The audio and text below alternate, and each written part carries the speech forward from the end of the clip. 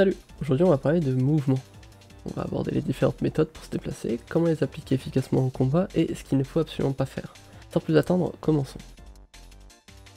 Le dash block est l'une des bases fondamentales du déplacement, elle permet d'avancer tout en bloquant. Il suffit de faire un dash en faisant un double 6 puis de maintenir 4 dès que le dash a commencé. Ainsi on peut avancer sans crainte de subir des dégâts. Attention tout de même, il y a un léger moment durant le dash où l'on est vulnérable. Tout au début. On ne peut pas lancer l'inertie et bloquer en même temps.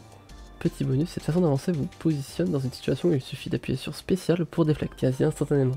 Attention, cette façon de se déplacer n'est pas simple. Au début, il faut bien avoir le rythme, et je vous conseille donc de bien pratiquer face à un mannequin d'entraînement. Le dash under. Cette méthode consiste à traverser l'écran sous l'ennemi lorsqu'il est en l'air, vous permettant de changer de side durant l'action.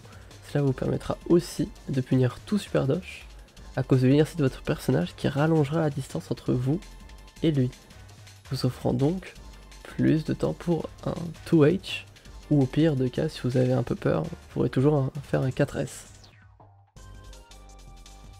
Le hors screen. Lorsque votre adversaire fait un super saut ou un double saut, il est possible que votre caractère qui est au sol disparaisse de l'écran, ne vous laissant qu'une flèche indiquant votre position.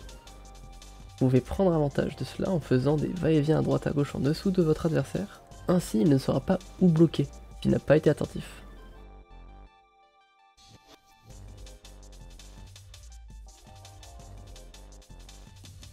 Le IAD ou Instant Air Dash est la technique qui consiste à faire un saut puis de dasher en l'air, avec un double avant pour se déplacer. À la différence qu'ici, elle permet, si l'on utilise la touche RT ou R2, d'effectuer ce mouvement plus simplement. Pratique pour effectuer des cross-ups. Les cross-ups, littéralement traverser du dessus en français, et l'action de passer au-dessus de son adversaire avec un IAD, afin de forcer l'adversaire à devoir changer le côté de sa garde, et si l'adversaire n'a pas les réflexes pour suivre le cross-up, il se fera donc toucher. Attention, je recommande d'utiliser le raccourci avec la touche RT ou R2, uniquement pour les cross-ups, mais de manière générale utilisez juste le jump et le dash, car c'est uniquement en faisant cela qu'on peut s'habituer à le faire dans tous les sens. Chose d'autant plus utile, car elle vous permet de vous repositionner de manière plutôt safe. Dernier petit tips en rafale pour vous aider à ne pas vous faire avoir bêtement.